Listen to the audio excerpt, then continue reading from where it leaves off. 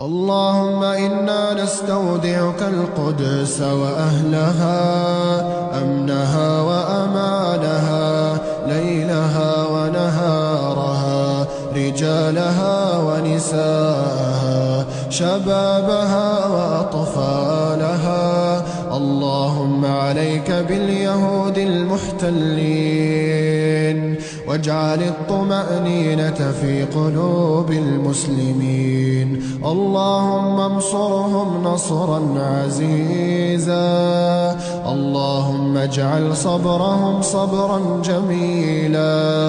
اللهم لا تجعل فيهم مريضا إلا شفيته، ولا ميتا إلا رحمته، ولا مكروبا إلا نفسته، ولا مهموما إلا فرجته، ولا مبتلا إلا